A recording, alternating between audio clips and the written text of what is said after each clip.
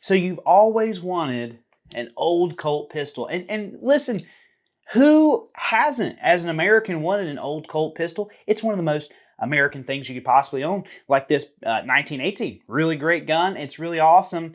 But, man, you know, it's one of those things where I wish this gun was made of better steel. For those that you don't know, the Colt steel back in the day, well, really gun steel in general, in that pre-war era, not really the best, certainly not heat treated the best. So when you have a nice, beautiful old Colt pistol, you do want to be a little bit more careful with it when you take it out to shoot it and all that stuff. And you just might think to yourself, man, I love everything aesthetically about this old Colt gun, but I wish it was maybe a little, you know, not as worrisome to shoot, or maybe made with better steel. Well, boy, do I have a gun for you. Hey, y'all, 1776 Duck here. And today we're going to talk about a gun that, you know, I've seen it a little bit on the internet. I could find one article on it. I mean, it was very, very hard to find, actually. So I thought I would come to you. And this one's going to be an interesting one because I'm actually going to be talking about my plans for the gun before we actually, you know, see the gun when it's finished. And that is this 1918 Colt pistol. Well, kind of a 1918 Colt pistol. This gun was not made in 1918. In fact, it was made in 2008. It is a Colt Reintroduction model of 1911. So back in the mid-2000s, I want to say they may have started as early as 2003, and then I think they went all the way to 2011. You can correct me if you have some information that says otherwise, but I believe it was that period.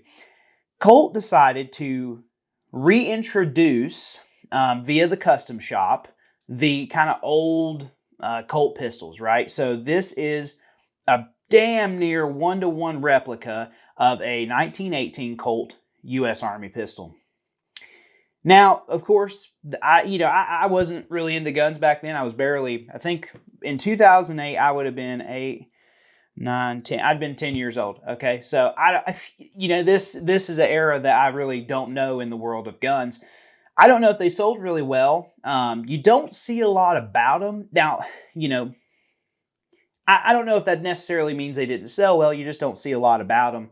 And so it is a gun, I believe, that's kind of been forgotten. So I think, though, and I'm going to go out on a limb here, to me, for the aesthetic that I enjoy in the 1911, I think this is probably the greatest base gun that Colt's ever made.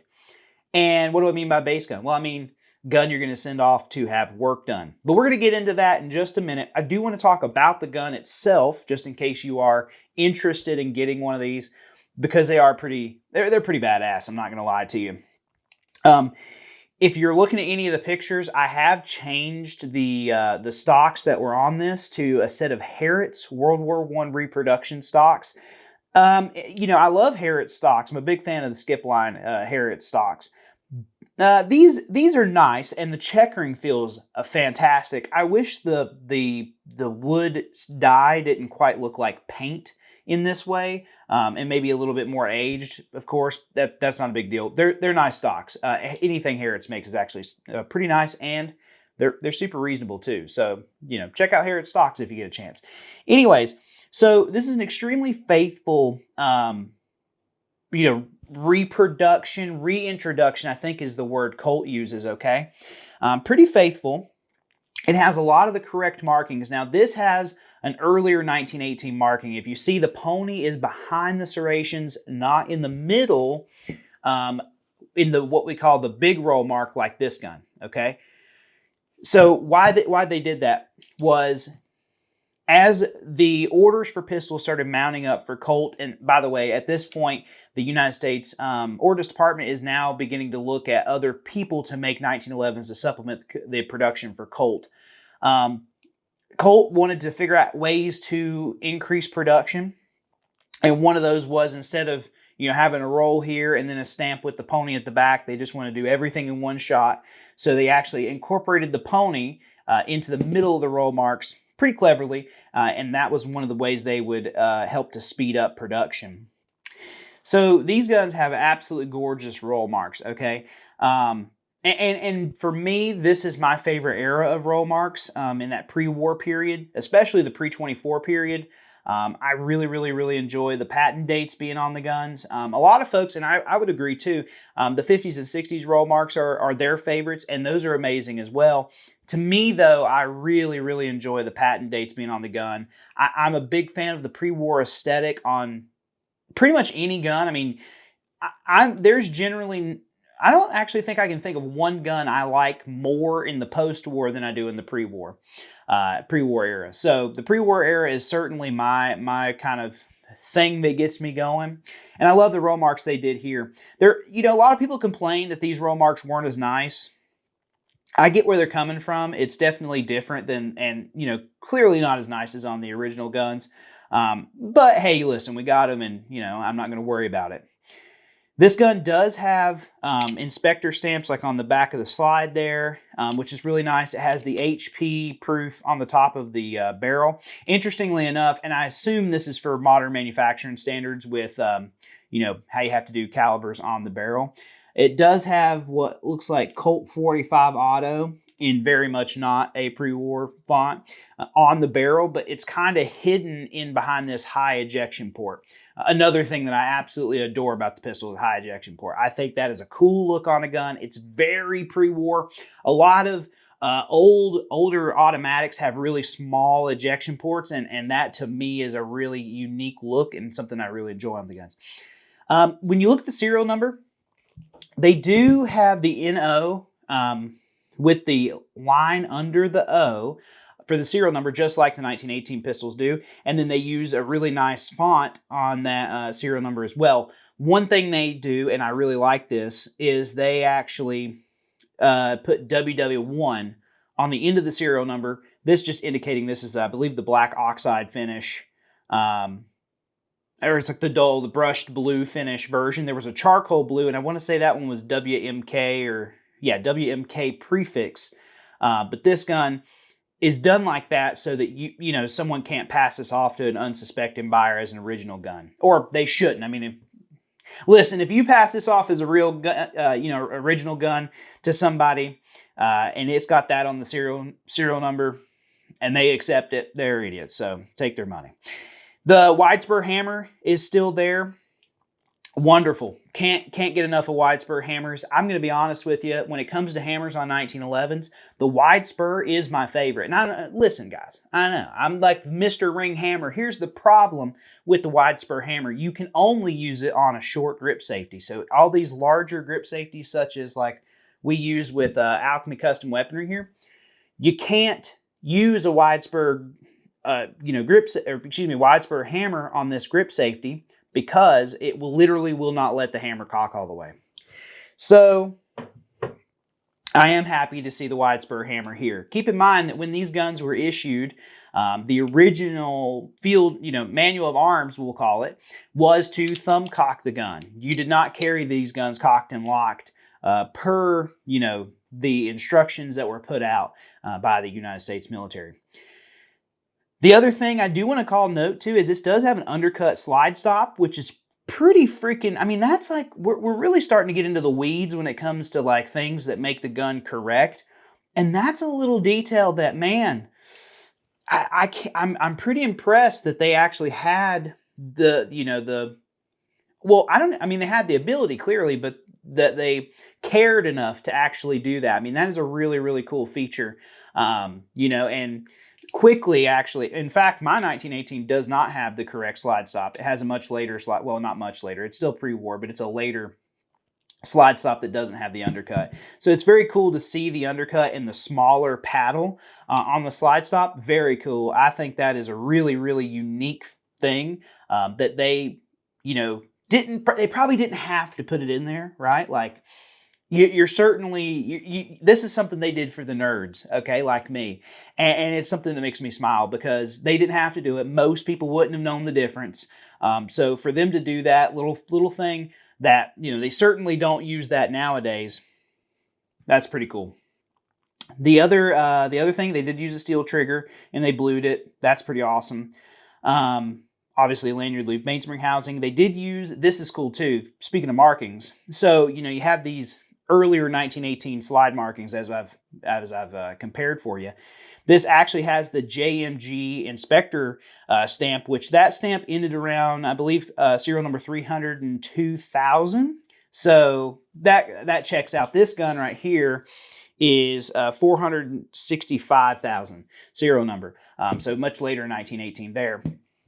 So it is really cool that they went so far as to, actually put the correct, inspector stamp on there.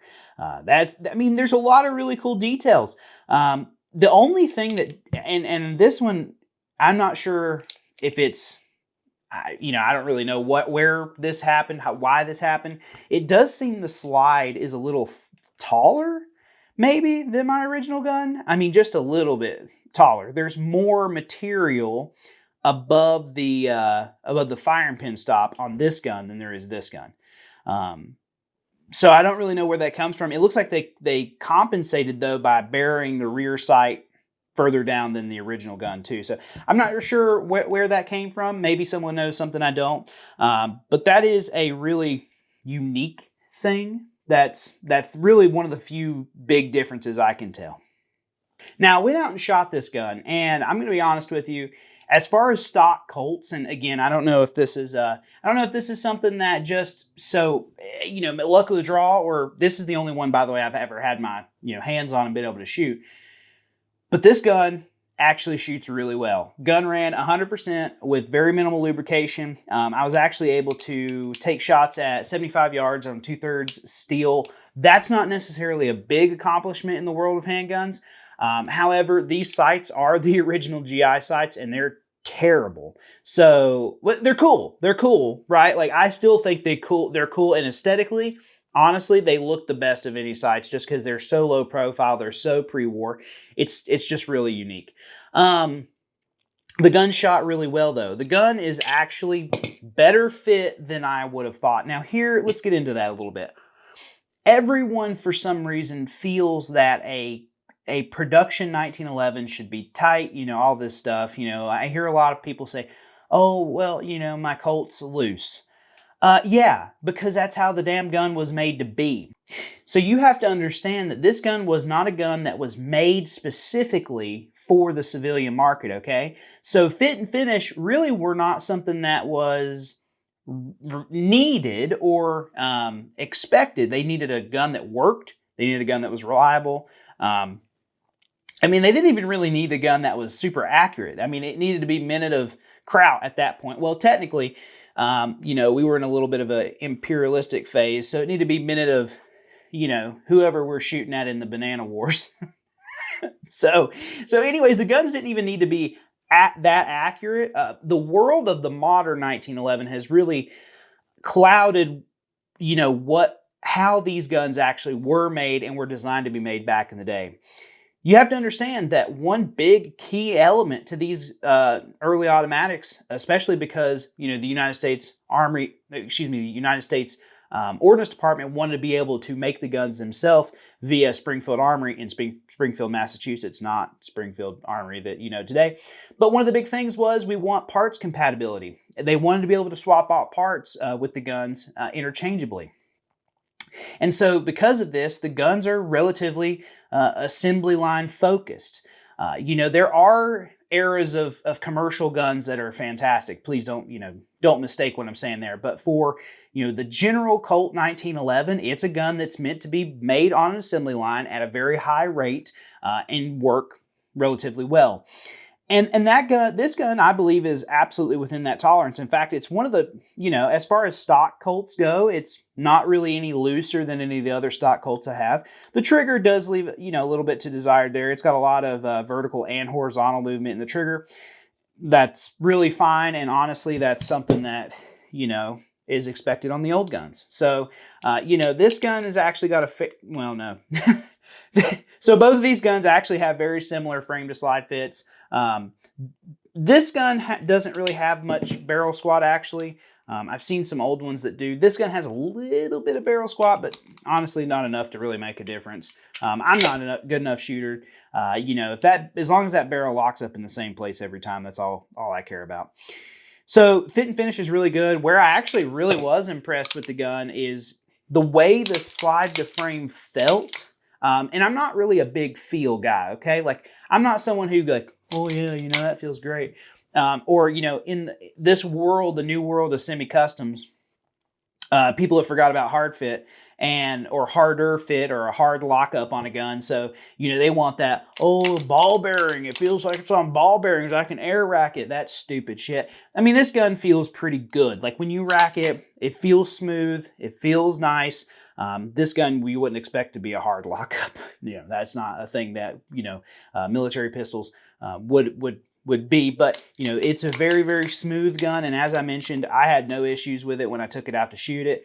I was able to shoot anything I wanted to with the gun and enjoy it. So now it begs the question of what's next for the gun. Now, listen, before we keep going with the video, I know you're thinking, man, that gun wall is pretty damn cool. And you'd be correct. That's a hold-up displays gun wall, and it is pretty damn cool. In fact, first of all, easy to put up. Listen, I don't have a lot of time these days. You know, running this show, doing alchemy stuff, you know, preaching the gospel of John Moses Browning. But that sucker went up real fast, okay? And I was very happy with how easy it was to put up. They give you everything you need, minus the drill. And that's pretty cool. The best part about them, made in America. Okay, now you listen, you know me. Made in America just about is all you got to say, and I'm in. I try real hard not to have a lot of, especially in the gun stuff, right? You know, electronics, you kind of got to get, you know, do with what you have. But when it comes to, you know, gun stuff, the wall mount, I want that to be United States made. And it is, and it's wonderful. Make sure you check out Hold Up Displays. Now, listen, if you're looking for one of these guns, I know where you could probably find one if you know, wait it out a little bit. And that is on Guns Space. I've got to break it up because of YouTube's guidelines.com. There you go. You know what I'm trying to say. We're just going to call it Guns website from here on out. Make sure you check out Guns website, the certified use. I've actually seen several of these on there. Unfortunately, I was not quick enough to get them, and I had to get this one elsewhere. I wish I could have got it from GDC. But make sure you check out Guns website. The certified use is always a really, really awesome place to look for guns. Even if you're like, hey, you know, I just want to see what's there. There usually is guns that are not only super unique, but just extremely interesting. So make sure you check it out. Right now, they've got they got this like Winchester commemorative 1895 in 405. It's pretty badass. I would certainly check it out because let me tell you, it haunts my dreams, and it might actually end up on this wall if you don't act before I do. So with that, let's get right back into talking about this Colt pistol. I'll be honest with you. After shooting it, I genuinely was like, maybe I just leave this gun alone, you know? And then I thought, yeah, who the hell am I, okay? I'm Eli by God Duckworth, okay? I don't leave guns alone, okay? I'm a modifying, customizing son of a bitch. And guess what? That's what's going to happen. So this gun is going to be a part of a really special project, okay? And I decided that too because this is the era of 1911 that I've always loved. This gun was the second 1911 I ever got. And, you know, because of that, I made some collector mistakes, right? Like this has been refinished. The slide stop isn't original. Everything else actually is pretty correct on this gun. But, you know, I probably wouldn't have bought this gun today, but because it was such an early gun to me, because all I wanted was, like, even before I got my 1985 Colt government model, this is what I really wanted, which is why I was almost going to buy that Cimarron clone of one of these. So this gun holds a lot of sentimental value to me, and I talked to the guy we'll get into that in a second. So I talked to the gentleman who I'm going to be sending this gun to about building on this gun. And here's the deal. Okay, these old Colts, right? Like, they just simply do not make great base guns for the fact of they're pretty inconsistent in how they're made, number one. And number two, and this is the big one, the steel quality is really not up to par. Colt wouldn't start doing fully hardened slides until like 1948, okay? So these early guns are fairly soft steel. And you know, when you do a really nice frame to slide fit, there's a pretty damn good chance that if you actually do shoot the gun, okay, you're not one of these people who gets a custom gun, you sit it down, you never shoot it. If you do shoot the gun, there's a good chance you're gonna shoot that gun loose again. In fact, this was an issue that plagued early custom 1911 Smiths. Back in the day, Armand Swinson comes to mind. When Armand Swinson first went in to introduce hard chrome into the custom world, it wasn't necessarily for the corrosion resistance. Of course, that's a great byproduct of hard chrome, but it was more to be able to do a frame to slide fit on a gun like this. And keep in mind, in the 50s and 60s, these guns super cheap. All right, surplus guns and even pre-war guns are super cheap and very readily available for people to get. So, he's got these guns that are soft steel, and he's doing these great frame to slide fits, and the problem is that they'll shoot themselves loose. So hard chrome was a way to hold that frame to slide fit in, and really that's kind of where it started. And of course, when Southwest Combat Pistol League started, of course, the corrosion resistance and durability of hard chrome began to shine in that regard. But keep in mind that when he started, it was on bullseye guns who needed to be tight, and that was a good way to keep the frame to slide fit tight. So understand that I have a gun, a 1919 Colt that I've had built, and I can actually even tell from when I originally got it back in like 2021, I believe, to now, it's gotten ever so slightly looser. I mean, it's just one of those things that's going to happen. So my plan for this gun, even though it's not an original gun, is I do want to send it off. I'm actually going to leave it alone. I might get the correct slide stop, because I'm having the tism, that's going to like itch the back of my brain a little bit too much. I'm going to send this off and probably have it engraved in the style of like the late 19-teens, early 1920s, very, very pre-war-esque, and have a kind of a presentation barbecue-esque gun with this. I think engraved guns are fantastic. But this gun, however, remember back at the beginning of the video when I told you this is like my dream base gun, the best base gun Colt's ever made? Well, since I've been into 1911s, my dream has always to have a sleeper 1911 that I've spec'd or like designed with Alchemy Custom Weaponry, right? You've got that 1919 Colt government model I had built by Nighthawk, all the way to the classic government that ACW just released earlier this year. And so it makes really, no one should be surprised that a gun that I really, like to build is that early pre-war style of pistol.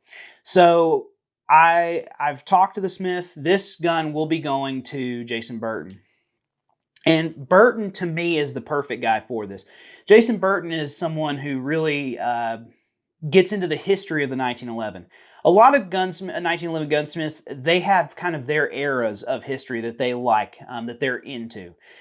Jason is pretty universal with what he likes. I mean, he likes, traditional pre-war stuff all the way up to, your 90s kind of custom combat pistols.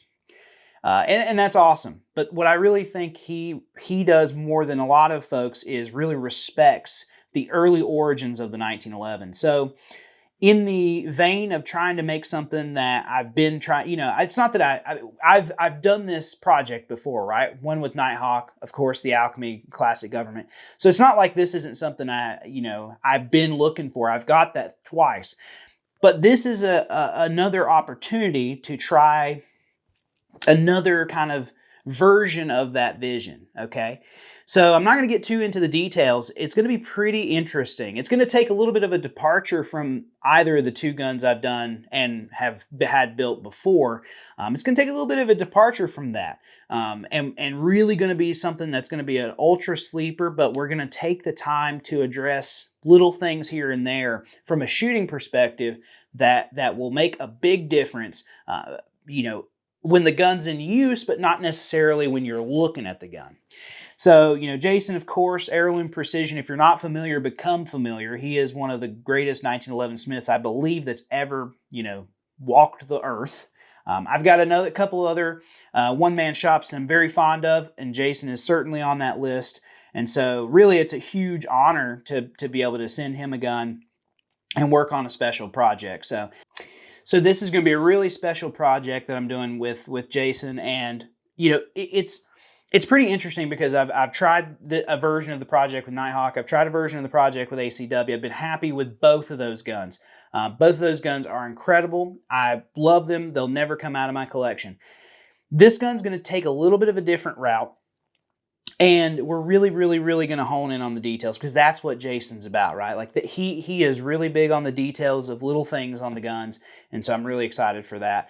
And it's just because, to me, this is the unadulterated 1911. This is the original gun, the original fighting pistol.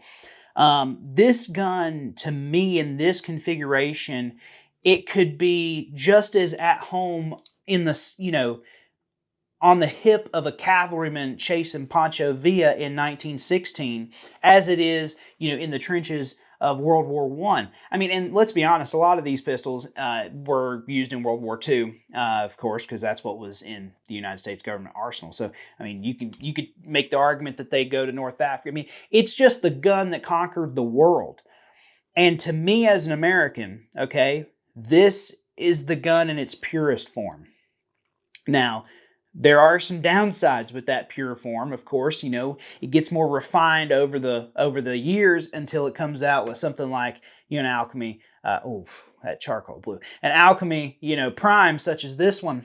But let me tell y'all, I really have a soft spot in my heart for the early, model 1911s and government models. I always am looking at these guns. If I go to a gun show, I can't pass by a booth or a table with old Colt, not even just Colts, of course, Remington UMC, Springfield Armory, and then all the way up to the World War II manufacturers. But if I see old 1911s like that, I have to look at them, even though they're usually absolutely crazy price. So anyways, I just wanted to share with you this gun because I really think it's a cool gun, and I do genuinely believe that it's one of the best base guns that Colt's ever made, just because you get to have that old aesthetic with the more modern and better steel. So with that, ladies and gentlemen, that's all I got for you today. Remember, carry cocked and locked unless you're trying to be period correct with this gun, and then you wouldn't carry cocked and locked. You'd have that hammer down. Thanks so much for watching. Have a great rest of your day.